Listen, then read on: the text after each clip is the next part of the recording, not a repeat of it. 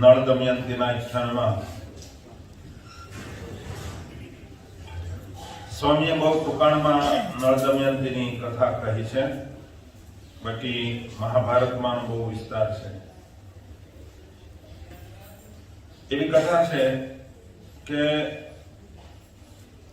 નળ રાજા અને દમયંતી બે જંગલની અંદર ફરતા હોય, કોઈ જગ્યાએ કંઈ ખાવાનું મળતું નથી અને એ વખતે રાજાએ તળાવને કિનારે જઈ અને માછલા પકડ્યા અને દમયંતી માછલાને એક પર મૂકવા ગયા અને માછલા પાછા જીવંત થઈ ગયા અને પાણીમાં જતા રહ્યા. એની પાછળ આગળની કથા પાછી એવી છે કે દમયંતીની ઉપર બધા દેવતાઓ ખુશ થયા અને એ વખતે દમયંતીને વરદાન આપ્યું કે તમે જેને મરેલાને અડશો તો એ જીવંત થઈ જશે. એવી કથા છે લાંબી, પણ સ્વામીએ એ બાબતનું આમાં કોઈ વર્ણન કર્યું નથી.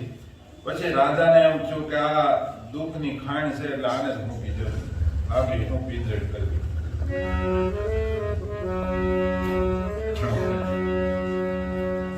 પછી દમયંતીને છોડીને રાજા જંગલની અંદર એકલા ફરે છે. આ બાજુ દમયંતી પણ એકલા ફરે છે. હે દમયંતી પુકારે અને કહે હે રાજના જે તમે મેલે મુજને હે રડવડતે વાના જે અને હું પતિવ્રતા મારો અગળાનું તાના જે હે તમ વિના મારે કોણ કરશે જતના જે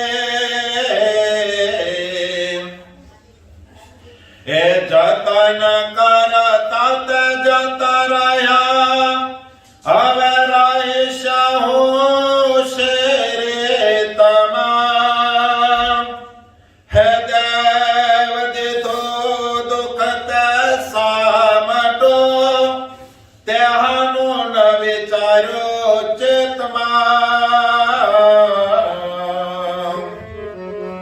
દમયંતી હવે જંગલની અંદર એકલા ફરે છે. નળ રાજા એને છોડીને જતા રહ્યા છે અડધું વસ્ત્ર આપી.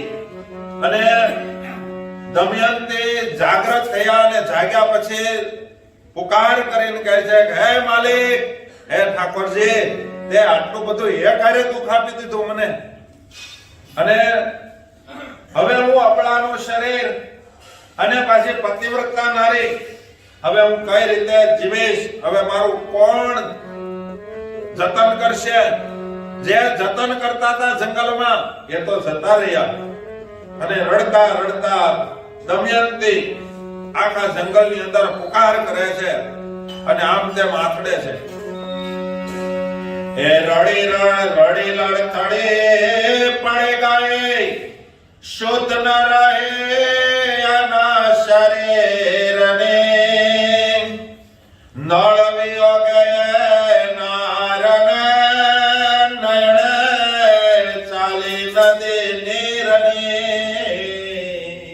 બે આંખોમાં નદી વહેતી થઈ હોય એમ સતત રડવા માંડ્યા અને રડતા રડતા એમ કે હવે હું કઈ રીતે રહીશ નળના વિયોગમાં. પતિવ્રતા નારી કોઈ દિવસ એના પતિના વિયોગમાં રહી જ ન શકે. પતિવ્રતા નારી એનો પતિ હાજર ન હોય તો પતિવ્રતા નારી, આમાં કથા તો બહુ લાંબી છે, આમાં વચ્ચે વચ્ચે તો આપણું વણતા જઈએ ને તો ઘણું સમજાય એવું છે. ખાલી નળ દમયંતીને દુઃખ આવ્યું એટલું નહીં. પતિવ્રતા નારી કોઈ દિવસ પતિના વિયોગમાં રહી જ ન શકે.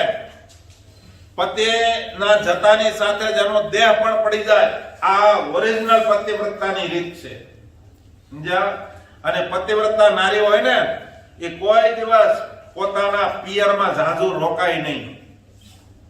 શાસ્ત્રમાં લખ્યું છે, અમે આચાર સંહિતા વાંચી એમાં આવ્યું હતું, પતિવ્રતા નારીએ અથવા તો કોઈ પણ નારીએ પોતાના પિયરમાં જાજુ રોકાવાય નહીં. વધે 3 દિવસ, ચોથે દિવસે ઘરે વયો હોય. નહીં તો ઓલાને બીજે ટિફિન બાંધવા પડે. એવું ન કરાય. અને પોતાના પતિને ત્યાં જાજુ રોકાય છે તો એના શીલ, પાતિવ્રત્ય અને એના ધર્મ બધાયનો હાસ થાય છે, મને નાશ થઈ જાય છે. મશ્કરી વર્તન થાય છે. હાસ એટલે મશ્કરી, એની મશ્કરી થાય છે. લોકો મહિનો રોકાવા જાય તો કદાચ કોઈ એની ઉપર આળ પણ નાખે કે કદાચ રિહામણી આવી છે, હે કે ને. એટલા માટે નારીએ કોઈ દિવસ પોતાના પિયરમાં જાજુ રોકાવાય નહીં. પોતાના પતિનું ઘર કદાચ ધન કે મિલકત કે શું કહેવાય આ લોકના ટાઈપમાંથી રહિત હોય અને કેવળ ઝૂંપડું હોય તો એના પતિને મૂકીને પોતાના પિયરમાં પોતાના પિતાને ઘરે અથવા પોતાના ભાઈને ઘરે રોકાવાય નહીં. એમ સમજ્યા? આ શાસ્ત્રનું વિધાન છે. પોતાના પતિનું ઘર ઝૂંપડું હોય તો એ મેલ માનીને રહે. કોઈ દિવસ પાછા સંભળાવે નહીં. સમજ્યા? કે અમારા ઘરે તો સારું હતું તો શું લેવા આવ્યા? સારું હતું એ સંભળાવાય નહીં. પતિવ્રતા નારી હોય એના પતિના વિયોગમાં રહી જ ન શકે. એના પતિને છોડીને ક્યાંય જાય નહીં. મહારાજે શિક્ષાપત્રીમાં લખ્યું, પોતાનો પતિ પરદેશ જાય ત્યારે કોઈ દેવા વસ્ત્ર આભૂષણ આદિક સારા વસ્ત્ર આભૂષણ કાંઈ ધારણ કરવું, પાર્કે ઘેર બેસવા જવું નહીં. હાસ્ય વિનોદાદિકનો પણ ત્યાગ કરવો. કારણ કે હું ખબર આ કેમ ઘરે આવે ઈ પાછા. હા હા, એ આવે છે. એ વચ્ચે કહી દો, હારો પતિ પ્રત્યે કટુ વચન ન બોલવું. અને એ કહી દો, પતિનું નામ પણ ન લેવું. શું કામે? કારણ કે પતિની આયુષ્યનો ક્ષય થઈ જાય છે, એના પતિના આયુષ્યનો નાશ થઈ જાય છે. એટલે કોઈ દિવસ નારીએ પોતાના પતિનું નામ લેવાય નહીં. આજ તો બોલાવે છે, જરીક વાસણ ઉટકી નાખો, નામ લઈ. પતિએ પણ ન લેવું, પતિએ પણ એનું નામ ન લેવું. હા, તો તમને કઈ છૂટી નથી હો પાછી. પત્નીનું નામ ન લેવાય. અમારે પતિ પત્નીનું નામ અમે અમુક કોઈ દિવસ લેવાય. પહેલાના વખતમાં એ નામ હોય ને તો નામ બદલાવી નાખતા. હે, કોઈ દિવસ પત્નીનું નામ લેવાય નહીં. આ બધું આપણો આચાર સંહિતા આપણે હાવ ભૂલી ગયા છીએ. અને છતાંય કહેવાય છે પાછા ભગત. હે, બહુ આજ નહીં તમને ખબર પડે. આ વાત અત્યારે તમને જૂના જમાનાની લાગશે, પણ એક દિવસ આ બધી ક્રિયા જો આપણે જીવનમાં નહીં હોય ને તો એક દિવસ રોવાનો વારો આવશે. શબ્દને યાદ રાખજો, ધનુર્માસ યાદ રાખજો, નળ દમયંતીના આખ્યાનને યાદ રાખજો. અત્યારે પોતાના પતિની હાજરીમાં પહેલાના વખતમાં એવું હતું કે પોતાને મમ્મી હોય કે એટલે સ્ત્રીના એના સાસુ સસરા હોય તો કોઈ દિવસ પતિની સામે બોલતી પણ નહીં. એના સાસુ બેઠા હોય તોય લાજ કાઢતા. હતું કે નહીં એવું? હે, આજે હારાની હારે સોફા ઉપર બેહીને ટીવી જોવે. હતું કે નહીં? હે, સુધર્યા નથી. દક્ષિણ બાજુ નજીક જઈએ છીએ આપણે. અત્યારે તમને સારું લાગે છે, અત્યારે કદાચ તમને હસવામાં લાગશે કે આ સાચું છે, આવું આ સાચું છે, પણ હું વારે વારે કહું છું અને આજે કહી દઉં, વાત આવી છે એટલે જેને ઘરે લાજ ગઈ, હાહરાની જેઠની લાજ ગઈ છે, એક દિવસ એ નારીને, નારી સમાજ માત્રને એક દિવસ રોવાનો વારો આવશે. કારણ કે કળિયુગ આગળ વધતો જાય છે, કળિયુગ આગળ વધતો જાય છે, કામ ક્રોધ લોભ મોહ માયા આદિ વધતા જવાના. અને એ વખતે રૂપવાન નારી હોય અને યુવા અવસ્થાને વિશે પોતાના દીકરાની વહુ હોય તોય મન ચલિત નહીં થવા દેવું એ મહાકઠણ થાય. અને ત્યારે નારીને કૂવો બોલવો પડશે.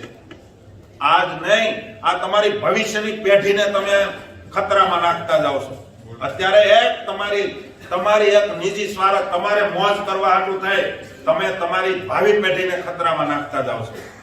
સમજાય?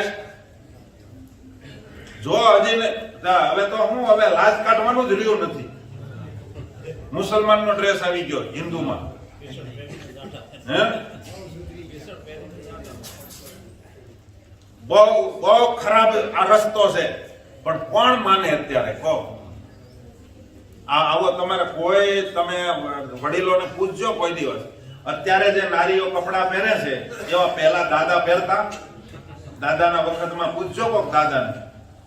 આપણા વડવાઓ કોઈ દી આવા કપડા, બહેનોને કપડા કેવા પહેરવાના હોય? જો લક્ષ્મીજી બેઠા, ભક્તિ માતા ઉભા છે, એના જેવા કપડા નારીને પહેરવાના હોય. એના બદલે અત્યારે તો બેફામ થઈ ગયું છે. પણ તમે એવા પાછા હા વેવલા કોઈ રાખો. હા એવું નથી ભગત, આ વાયરથી લઈ આવે છે.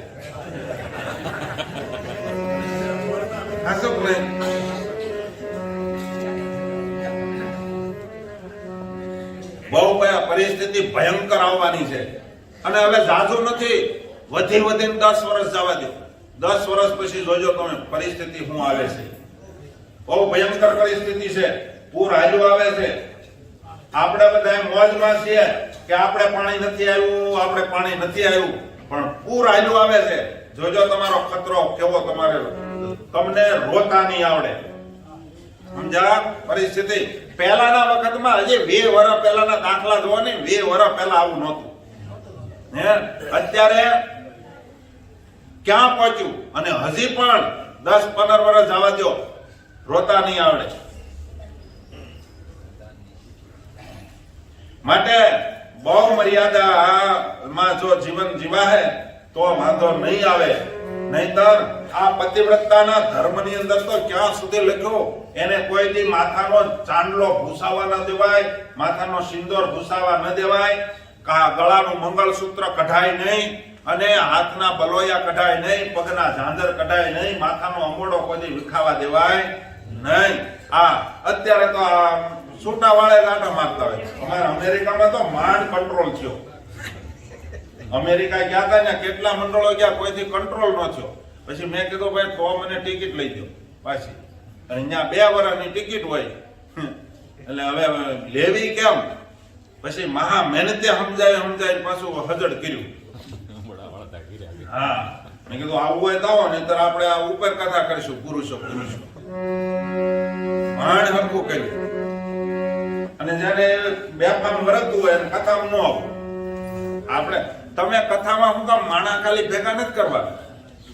આપણે હોલ ભરાઈ જાય એટલે એવા માણા કાંઈ ભેગા નથી કરવાના. આપણે આમાંથી કાંઈક લે જીવનમાં, ભલે પોતપોતાના અંગ પ્રમાણે લે, પણ કાંઈક લે એવાને ભેગા કરવાના. જાજા ભેગા કરીને બેફામ વરતવું હોય, મંદિરે તમે જાજા ભેગા થાવ અને આયા અધર્મ જો થવા માંડે તો એ શું કામનું? મંદિરે આવ્યા પછી જીવનમાં સુધારો થવો જોઈએ. બટેટું, ગલકું, તુરિયું, દૂધી કે રીંગણા ફ્રીજમાં મૂક્યા પછી સુધરે નહીં તો કાંઈ નહીં, પણ બગડવા તો ન જોઈએ. એના બદલે ફ્રીજમાં દૂધિયા બગડવા માંડ્યા.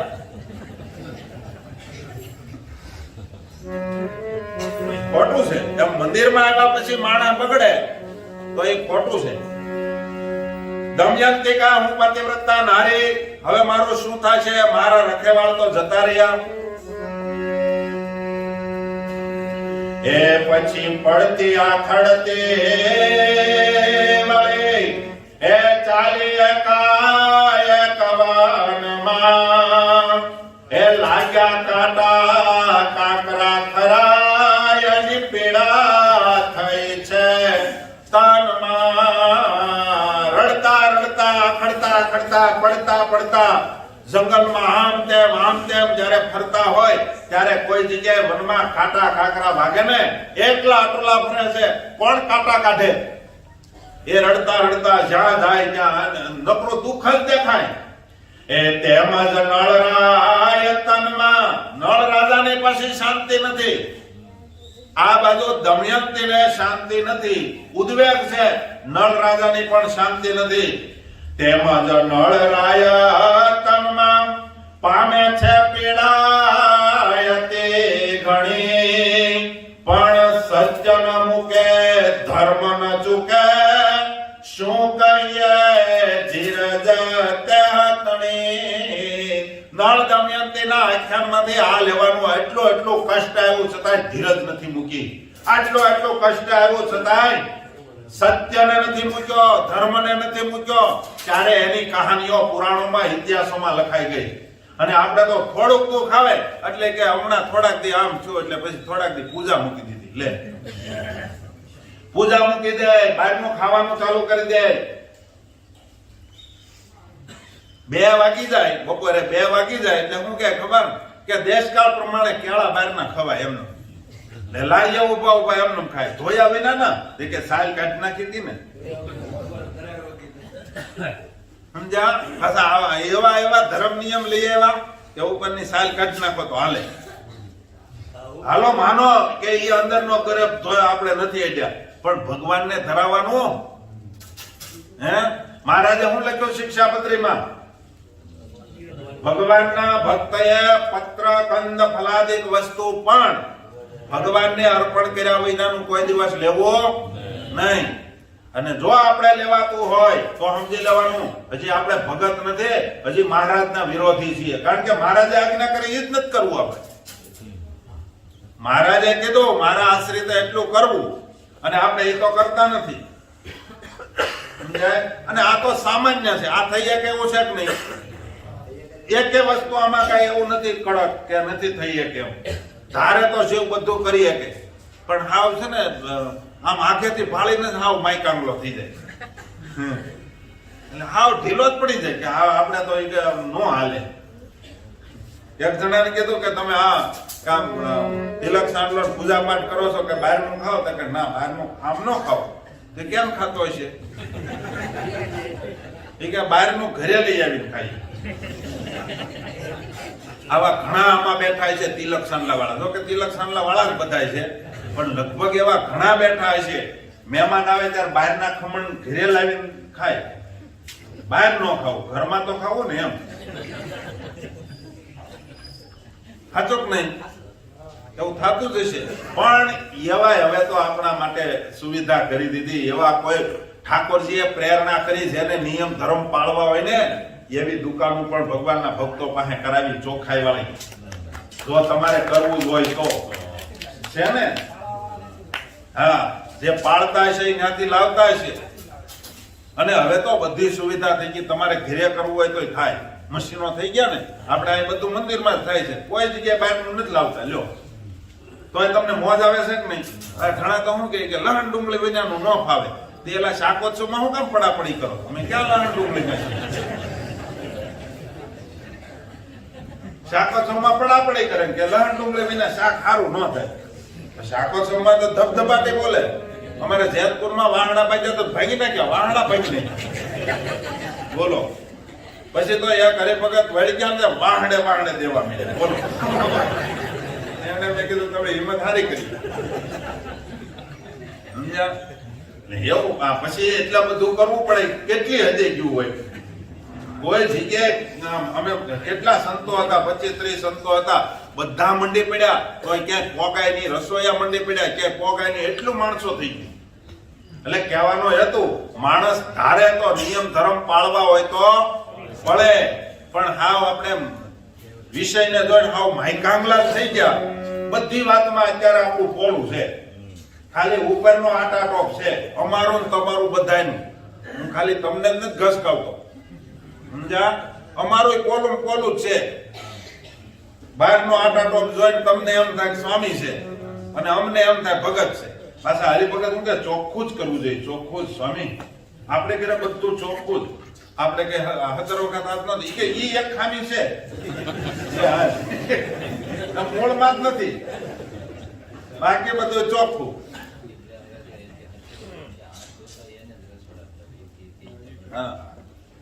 હકીકતમાં કેવું છે ખબર? 17 વખત હાથ ધોવાની સિસ્ટમ ની કોને ખબર છે? નહીં તો આપણે શીખવાડી નળ દમયંતીનો આપણે આવતા ધનુર્માસમાં કરશું. આપણે થોડોક શીખવાડ લઈને લાભ મળ્યો છે. તે 17 વખત હાથ તો ધોતા હશે ને. આપણે ઘરનો ડાયરો છે, બધાને પેટ છૂટી વાત કરવાની. હું મારું કહું છું કે નહીં? તો તમારે કહેવાનું શું વાંધો? કરો હાથ ઊંચા. કોણ હાથ ધોવે છે 17 વખત? લો. અને હવે જે 17 વખત હાથ ધોતા હોય, 3 વાર પગના તળિયા ધોતા હોય, એને જ રસોડામાં જવું. આપણે આ રસોડું છે ને ચોખ્ખું છે, સમજ્યા? બધાને ગપ ગપ ગપ. પાછા કોઈને વિરોધી ન કરવો. અમને કેમ ન આવવા દે, અમે હું વાંધો, અમને હું વાંધો, વિરોધ કરે પાછા. તો અમને કે રસોડામાં કેમ ન આવવા દે? અમે કે પટેલ જ છીએ, કે ઈ પટેલ છે તો અમે પટેલ છીએ, અમને હું કામ ન આવવા દે? એ નથી જોવાનું. તમે આપણે હું આજે એક વોટ્સઅપમાં મૂકીશ, સમજ્યા? 17 વખત હાથ કેમ ધોવા, સંડાસ જવાબથી કેમ ક્રિયા કરવી ને એનું હું આજે બરોબર લખીને મોકલીશ તમને બધાને. તમે વાંચી લેજો, બરાબર? આપણે તો કાલે વાત થઈ હતી ને, લાટેથી ધોવા, પાછા હાબુથી નહીં. હાબુ ધોવો તો વાંધો નહીં, પણ 17 હાબુ રાખવાનું. એક વખત ધોઈને ગાર્બેજ કરી દેવાનું, વળી બીજી વાર ધોઈને ગાર્બેજ કરી દેવાનું, તો 17 વખત હાબુથી હાલે. નહીતર એક વખત ધોયો એટલે એ પાછો હાબુ પવિત્ર, વળી પાછો લેવાનો એ પવિત્ર. એટલે એકનો એક જ ઘૂંટવાનું નહીં, સમજ્યા? એટલે આ બધો વિધિ વિધાન છે ને, તમે કોઈક જાણો, સંતો પાસે બેહીને જાણો. અને પારાયણ આપણે ઘણી થઈ, આવી વાતો નથી થઈ ને એટલે આપણા જીવનમાં ખામી રહી. તો જ્યાં સુધી મહારાજે વચનામૃતમાં મહારાજ બોલ્યા કે જ્યાં સુધી પોતે પવિત્ર ન થાય ને ત્યાં સુધી તમારી સેવા ઠાકોરજી અંગીકાર નથી કરતા. એટલા માટે કહું છું, તમે એક માળા ફેરવો, એક માળાનું ફળ તો કમસે કમ તમને મળવું જોઈએ ને. તમે સાધુનો સમાગમ કરો તો તમારા જીવનમાં કાંઈક થોડો ઘણો તો ખામી હોય નીકળવી જોઈએ ને. તો તમે સાધુનો સમાગમ કર્યો એ સાર્થક છે. પૂજા કરી તમે ખાલી, જો કે આપણી પૂજા ને આપણી શું કહેવાય માળા તો બધું બાપ દીકરો બચો બચાવે એવું હોય, ઉપલબ્ધ જાતું હોય, કેમ જાતું હોય કઈ ખબર નહીં. માળા અહીંયા ફરતી સકળ વકળ બધું જોતા જતા હોય, હાલતું હોય ને, ક્યાંક ડખા થતા હોય એને વળી શાંત કરતા જતા હોય. છોકરાને ખોળામાં બેહીને માથે હાથે ફેરવતા ને એક હાથે પાછું માળા ફરતી હોય. એ છોકરો પાછો ખોળામાં હું તો ઠાકોરજીની હાકર ખાઈ જાય, એ ખબર દીધો.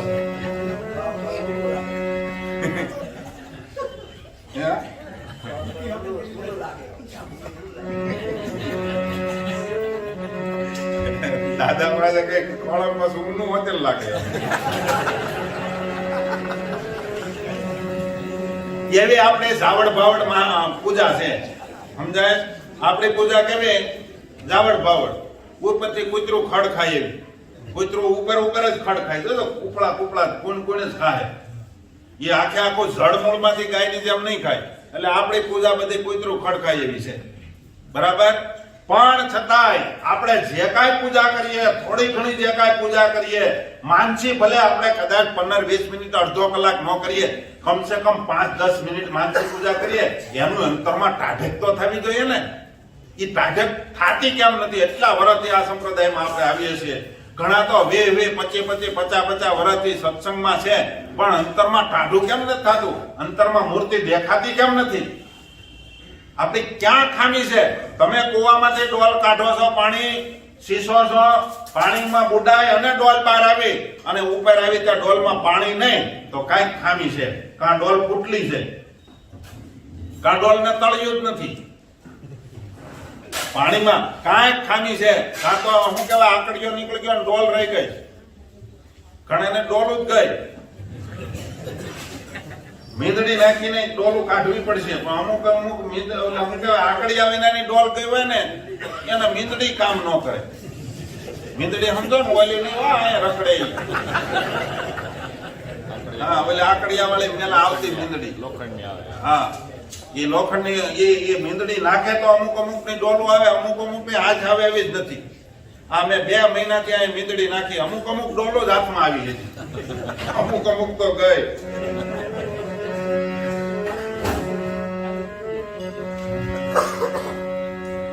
ભલા ભક્તો, આ હકીકતમાં આ બધું આપણે કરવાનું. આપણે કેટલી વાર આપણે ભજન કરીએ, કેટલી માળા ફેરવીએ, કેટલી વાર ઠાકોરજીને દંડવત કરીએ, કીર્તન કેટલા વિરહના ગાઈએ, મૂર્તિના ગાઈએ, તો આપણને શાંતિ કેમ નથી થતી?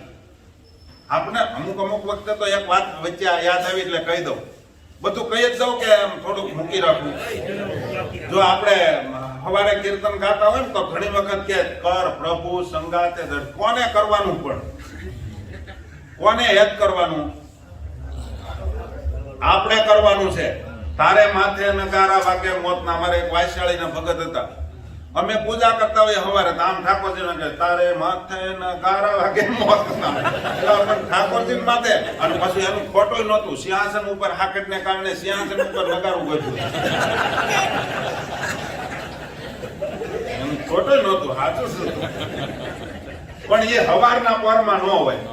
સવારના પોરમાં મૂર્તિના કીર્તન ગવાય, સમજ્યા? ચોવાસી કହୁરે રૂડી આજ મારે વરડે. તમને યોગ લાગે મૂર્તિના? તારી મૂર્તિ લાગે છે મને પ્યારી. આ બધા કીર્તનો સવારના ગવાય. કોઈ દિવસ આપણા સંતોએ બધી પ્રક્રિયા શીખવાડી છે. ઉપદેશના કીર્તન 4 વાગે ગવાય, અથવા તો કોઈના મરણમાં તમે ગયા હો એની પાછળ બેસો, ત્યાં ઉપદેશના કીર્તન ગવાય. આ તો ઠાકોરજીની આગળ કર પ્રભુ સંગાતે, કોઈનું નથી રે, કોઈનું નથી. હવે તો ક્યાં જાય? અહીં બી આવો, આ બાજુ છોકરા બી આવાય.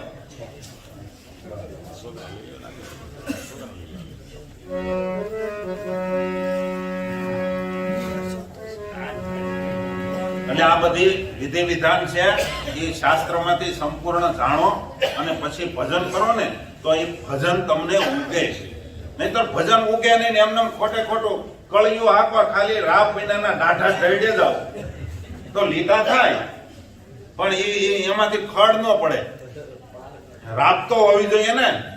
હા, એટલા માટે આપણે અહીંયા રાપ સહિત હાંકવાનું છે, ખાલી દાઢા વાળું કળિયું ને ઢળવાનું, સમજ્યા? એટલા માટે અહીંયા એમ સ્વામી કહે કે નળ રાજા પણ દુખી છે. શેને કારણે?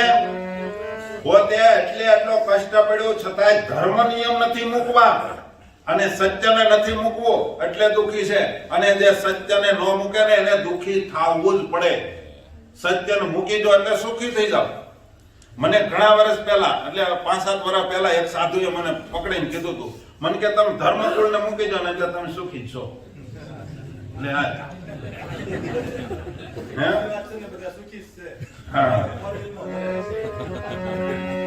મેં કીધું તમે શું બોલો છો? તો કે આ વાંધો માત્ર એટલો જ છે.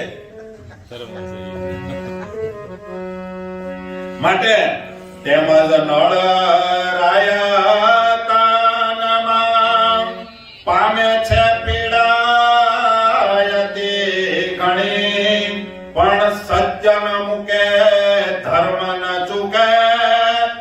શું કહીએ ધીરજ તે તણી, રાત દિવસ રણવડતા એ વળી વહી ગયા વર્ષ બાર. કેટલા વર્ષ હેરાન થયા? ઈ જમાનામાં 12 વર્ષ હેરાન થયા.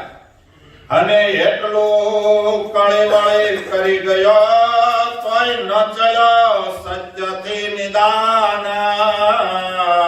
આ કળિયુગે માથા માર્યા કેટલા વર્ષ? 12 વર્ષ સુધી.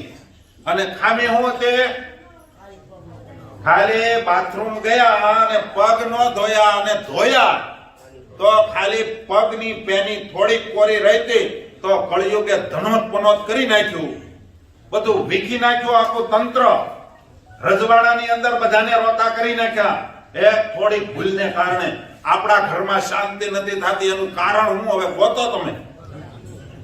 હે આખા કોરાશે એટલે આ વિધિ વિધાન જાણો, નહીતર આમનામ ક્યાં જાવું? આપણે બધા ભજન કર. નળ રાજા કઈ અધર્મી રાજા નહોતો, સમજો. ધર્મવાન રાજા હતો અને પોતાની પ્રજાને પુત્રની જેમ પાલન કરનારો હતો. શાસ્ત્રોક્ત રાજ્ય કરતા હતા, પણ થોડી ભૂલ થઈ તો એને કેટલું કષ્ટ આવ્યું. અને આપણે તો ધર્મ નિયમ તો શું ખબર ક્યાં હાલે હે. અને છતાંય આપણે પાસે એમ ખોટામાં રહી ભગત છે તો આપણે હજી બહુ ખામી છે. બાથરૂમ ગયા પછી, પેશાબ કરવા ગયા પછી 6 કોગળા કરવા પડે, માટીથી હાથ ધોવા પડે, સમજ્યા? બાકીનો વિધિ વિધાન છે ને, ક્યારેક બધોય જાણવો હોય ને તો ક્યારેક એકલા બેહવા આવવું. અને બેહવા આવો ને એક નમ્ર વિનંતી, તમારું બીજું કાંઈ ન ખોલ કરવું, મને એ નહીં ગમે, સમજ્યા? નહીં તો બીજું જ બહુ ખોલ. આપણે વાતવે ગમે એમ કરી ભી મારીને ઓલી બાજુ લઈ જાય તો બીજી જ વાતવે ચડાવી દે, સમજ્યા? ઓલે આમ કર્યું, ઓલે આમ કર્યું, ઓલે આમ ભૈયા ગયા, ઓલો ન્યા જ જાય છે. હવે જ્યાં જાય ને જવા દે ત્યાં. સમજાય છે ને મારી વાત? એ નો વાત કરવી. આવું કાંક શીખવા આવું પાસે બે, નહીતર નો આવું. ઘણા આવે નકરી આવી જ વાતો કરે છે. પછી એવો કંટાળો હોય, પછી આપણે સાંભળ્યા કરીએ. હા ઉભું થઈને વયું ન જવાય ને ખોટું લાગે પાછું. હે એ ઉતડ ન કરવી. લાલજી મહારાજના શબ્દમાં કહે તો કૂથલી ન કરવી. કૂથલી ન કરવી. આ કરવો. અને આપણે શું કરવાનું છે એ આપણે જોવાનું, એને શું કરવાનું એને જોવાનું. આપણે ક્યાં એના ધણી છીએ? સ્વામિનારાયણ એનો હિસાબ લેવાના જ છે અને એ મૂકવાના નથી. જેને જે કર્યું સારું કર્યું તોય ભલે, મોડું કર્યું તોય સ્વામિનારાયણ ભગવાન એટલું ઝેડ એનો હિસાબ લેવાના છે. જેના પગ પકડવા એના પગ પકડી લે, અને જેના પગમાં જાવું એના પગમાં ઘડી જાય. સ્વામિનારાયણ કાંઈ આવ મહારાજે એમ કીધું અમારું ધર્મકુળ ભોળું છે પણ મૂર્ખ નથી. એટલે ધર્મકુળમાં મહારાજે આવે ને, દાદા આવે ને, ભગવાને આવે. ભગવાન કાંઈ દયાળુ છે પણ આવ મૂર્ખ ભગવાન. જોકે ભગવાનને આવો શબ્દ કહેવાય નહીં, પણ આપણે એવું માનીએ છીએ ભગવાનને. હું એમ કે એટલે ભગવાન એવા હાવ ભોળા પણ નથી. માટે ભગવાનની અંતર્યામી જાણી અને ભગવાનની આપણે જે મર્યાદા છે ને એ સંપૂર્ણ પાળશું તો સુખી થશું. એટલે ભગવાન કોઈને મૂકવાના નથી. આપણે ભગવાનને અંતર્યામી જાણવાના. ભગવાન શું કરે છે, હું અને આ હું ખબર, આના માધ્યમથી હું થવાનું છે, બહુ સારું થવાનું છે. 500 વર્ષ સુધી આ સંપ્રદાયને ઊની હાથ નહીં આવે. સમજ્યા? આ હરકું કાઢે ને પછી 500 વર્ષ સુધી કોઈ મચક નહીં આમ એમ નહીં કહીએ કે મારો આપણે આચાર્યની સામે જઈએ. સમજ્યા? થોડાક દી જવા દે. હવે છે ને ઓલું ઉભરો બેહે છે, પણ કઢીનો ઉભરો બેહતા વાર લાગે, દૂધનો ઉભરો જલ્દી બેહી જાય. કઢી કરી કોઈ એમ ખબર હોય, વાટકો નાખો ને તો એ કઢી જલ્દી હેઠી ન બેહે. સેનાની હોય તો, ખાલી છાશની હોય તો બેહી જાય.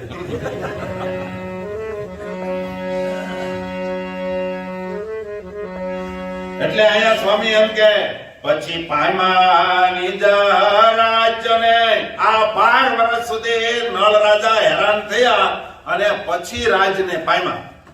એ પછી આમાં કથા તો બહુ લાંબી છે પણ સ્વામીએ બહુ ટૂંકાણમાં લીધી. મહાભારતમાં વાંચો તો ખબર પડે. પછી તો નળ રાજા જુદા પડી ગયા, દમયંતી જુદા પડી ગયા. એમાં ફરતા ફરતા એક નાનું એવું નેહડું આવ્યું. ત્યાં દમયંતી રડતા હોય ત્યાં ઉપરથી જોઈ જાય કોક નારી બિચારી એકલી અટુલી રડે છે અને એને બોલાવે, એના માસી નીકળ્યા. એવી કથા આવે છે. હે બહુ કથા લાંબી પણ સ્વામીએ અહીંયા બહુ ટૂંકમાં લીધું. પછી પાયમા નિજ રાજને ભાવે ભજાશે ભગવાન. એટલું કળી કરીને કરી ગયો કોઈ ન ચડ્યા સત્ય તે નિદાન. એમ સાધુને સત્ય રાખવો. એટલે આ તો અમારી વાત આવી. મારો ઘરે આવ્યો કા ઘણા ગોફેણમાં કરીને નાખતા હોય ને તો એ ગોફેણ પાછી હામી પડે. હા? ક્યારેક નાખતા ન આવડે ને તો નળામાં આવે હોય. આ હું નાખતો તો પણ મારું દાદા ઘરે જ આવ્યું. એમ સ્વામી કહે એવી જ રીતે એમ સાધુને સત્ય રાખવો અને રાખવી દ્રઢમતિ ધર્મમાં એ સુખ દુઃખ સહી શરીરને એ રહેવો અચળ નિજ આશ્રમમાં. બહુ કડી મસ્તની આવી છે, મને બહુ ગમે છે. સ્વામી એમ કહે આટલો સાધુ એ સત્ય રાખવું, સત્યને માટે જે કરવું પડે કરી નાખવાનું અને જેટલા વર્ષ જાય એટલા જવા દેવાના, આપણે સત્યને મૂકવાનું નહીં. આ તો કે આ જો કે આનાથી વધારે રાખ્યા એટલે આપણે એને કઈ દોષ ન દેવાય. સાધુને સત્ય રાખવું. નળ રાજાએ તો 12 વર્ષ રાખ્યા અને 20 તો રાખ્યા.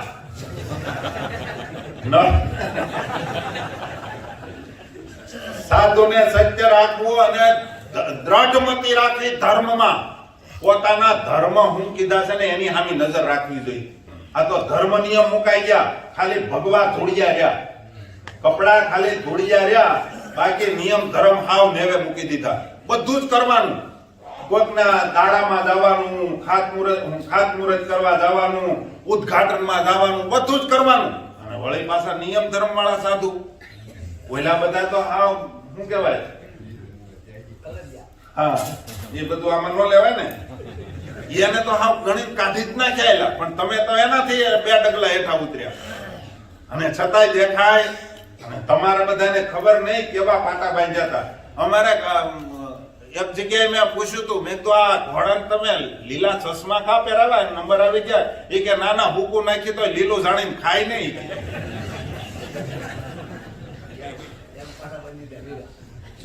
એ તો હવે ગુજરાતી તમારે કરવાનું.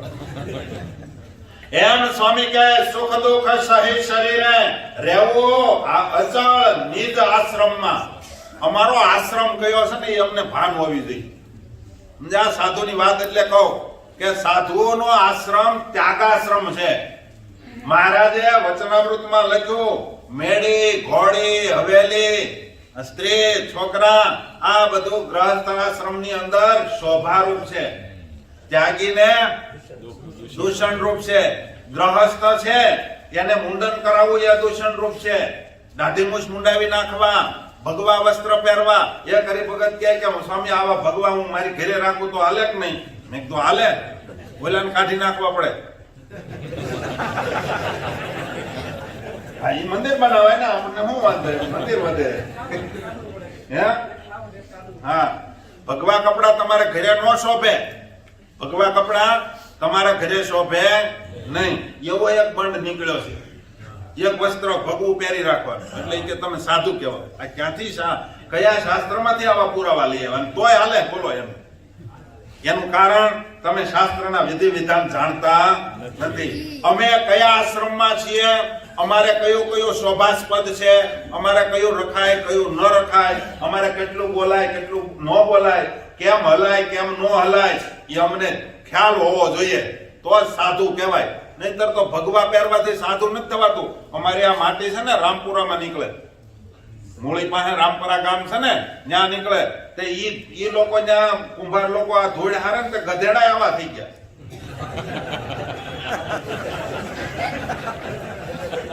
હા, કૂતરા આળોટી ને બધા. મેં કીધું તમારા ગામમાં લાલ જ કૂતરા? કે નાના બાવળો હતો પણ એ કે આમાં આળોટ્યું એટલે આવું થઈ ગયું.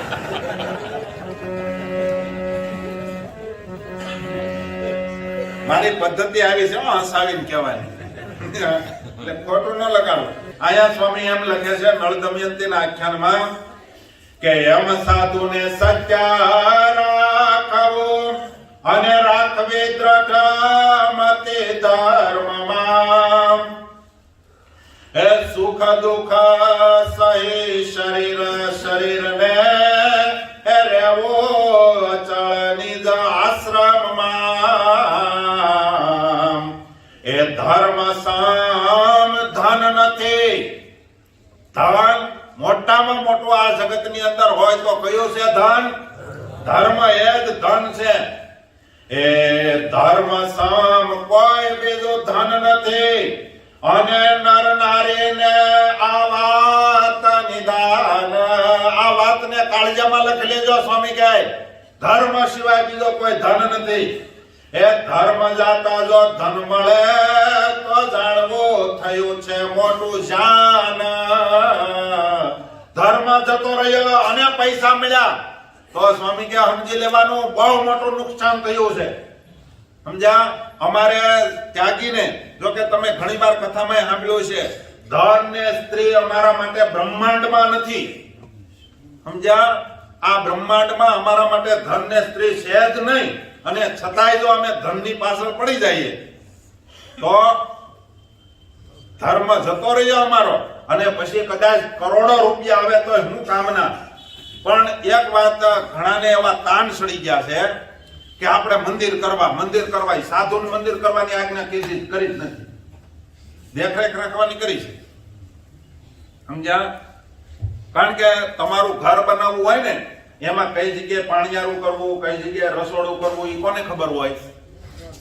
બહેનોને. તમે એને ન કહો અને તમારી મેળે રસોડું કરો તો ક્યાં ઓસરીને કોરે તમે રસોડું કરો એમ છો?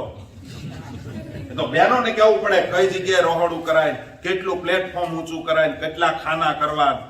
તમને તો બધા ખાના એક જ સરખા લાગતા છે ને, એ તો એને ખબર હોય ક્યાં વાટકો મુકાય, ક્યાં ચમચી મુકાય.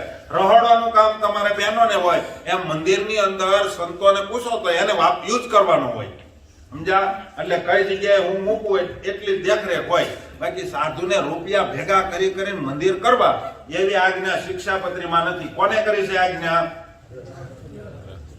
વાંચો છે શિક્ષાપત્રીનો શ્લોક. ધનાઢ્ય એવા જે ગ્રહસ્થ,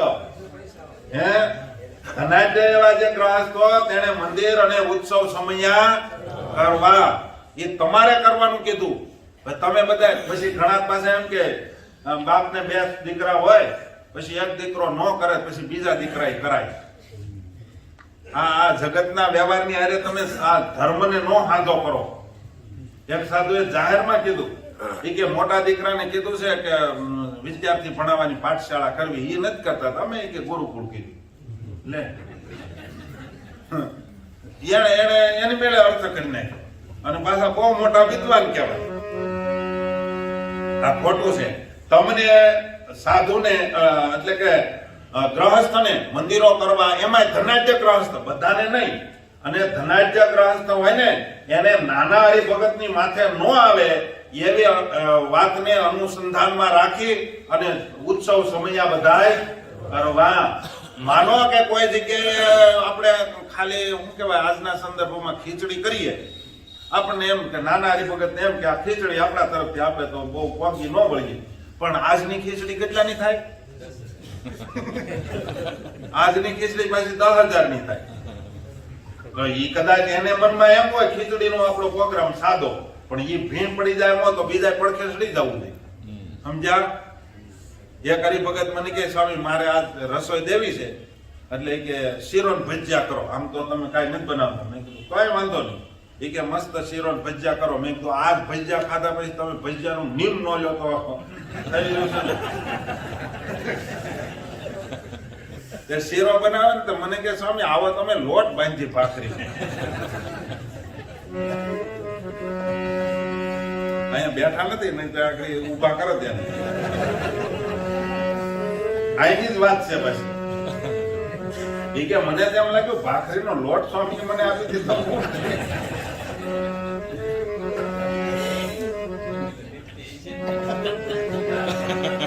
ઓળખી ગયા ભગત. અમને એ શોભાસ્પદ છે. સમજ્યા?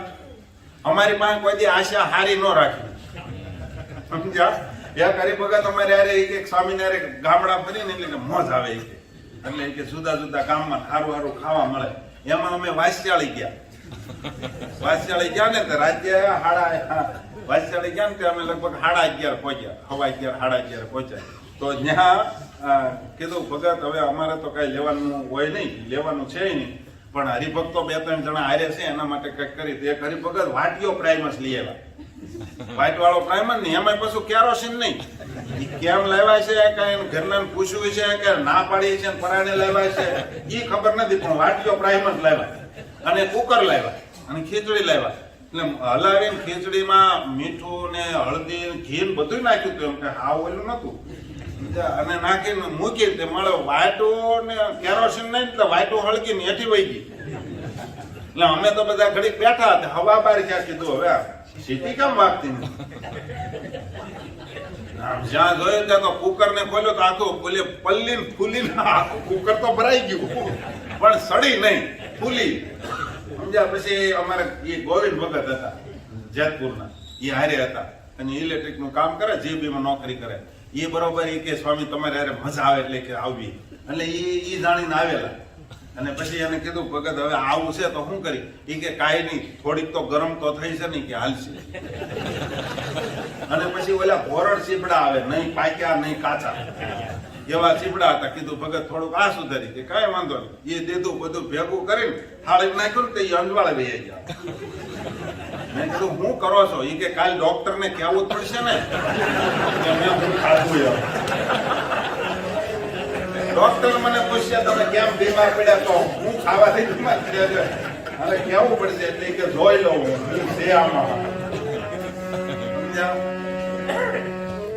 ધમધમાટ ને જે કાર ખાવા માંડે એટલે સાધુ જો ગુણાતીતાનંદ સ્વામીએ વાતોમાં લેજો, સાધુના પત્તરમાં ખાંડની ઓલી ગોળની ગાંગડી આવે એટલે એનું ઉતરતું પ્રારબ્ધ કહેવાય.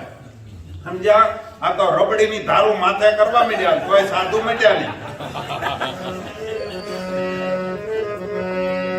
માટે સ્વામી કહે ધર્મ નિયમમાં રહેવું, ધર્મ સિવાય બીજો મોટું ધન છે નહીં. એ એવી આટી પાડી અંતરે એ હરિજન તમે બધા હિંમત રાખજો. આ નિષ્કુળાનંદ સ્વામી આપણને બધાને ઉપદેશ કરે છે કે એવી આટી પાડી અંતરે એ હરિજન હિંમત રાખજો. નિષ્કુળાનંદ નો નાથ જે થાશે રાજી અતિશય તો જ ભગવાન રાજી થશે, નહીતર કોઈ આશા ન રાખવી. ભગવાન જોયા કરે છે. મેં માર્કિંગ કર્યું સત્સંગી જીવન હરિલાપુતના વાંચ્યા પછી કે મહારાજે ખાવાની છૂટી આપી છે. કઈ જગ્યાએ આપી? હે ના ના, તમે બધે બીજે દોડોમાં. મહારાજે લીલાની વાતોમાં એમ કીધું, મહારાજ કુંડળ ગયા ને તે રાયબાઈએ કીધું કે મહારાજ જો સાધુ હારું હારું ન ખાય અને અમે બનાવેલા લાડુ ને હારું દાળ ભાત શાક રોટલી ન ખાય તો એ કે અમારે આજથી રસકસના નિયમ અમારા કુટુંબમાં કોઈ નહીં ખાય.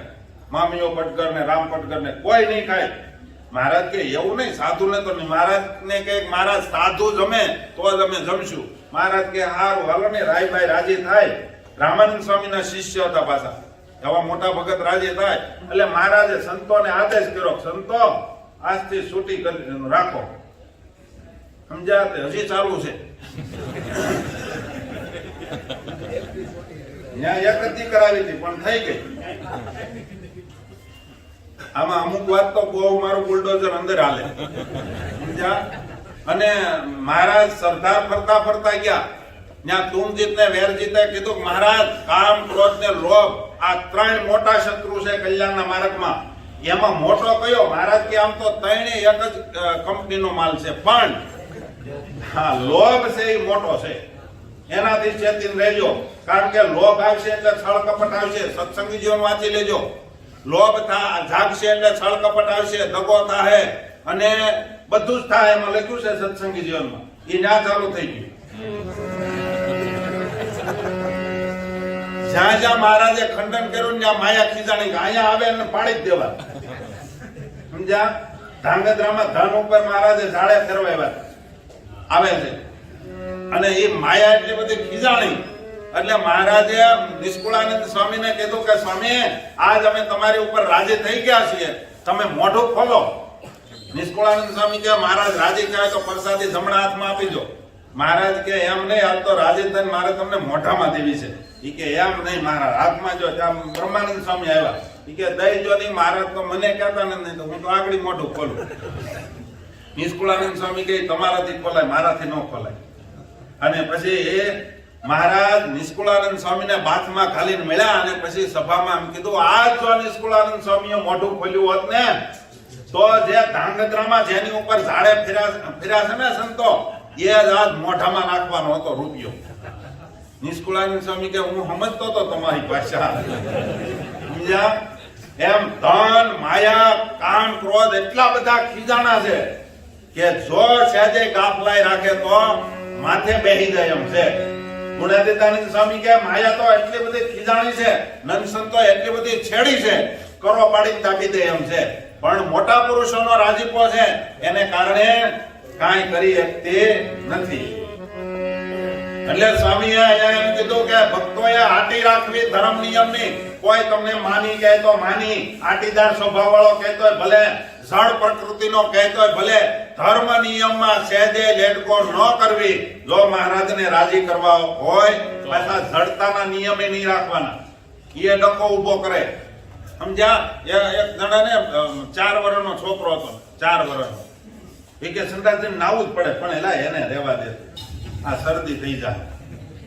સંદાસ કોને નાવાનું તું નાની, સમજાય? નિયમ ધર્મ જડતાના નહીં. નાનું બાળક એને શિયાળામાં ઠંડી લાગી જાય એટલે એ કદાચ એના માટે લેટકો કરી દો તો હાલે. એવા ખોટા જડતાના નિયમ રાખવાના નહીં. નિયમ ધર્મ વ્યવસ્થિત સંતો પાસે બેહીને જાણીને સમજીને પછી નિયમ ધર્મને દ્રઢ કરવાના. પછી સમજ્યા પછી ધર્મ નિયમને મૂકવાના નહીં. અને હવે પદ આવે છે, પણ બહુ મસ્તીનું પદ છે, આમ જોમ સડાવી દે એવું પદ છે. એ પદને આપણે આવતીકાલે લઈશું.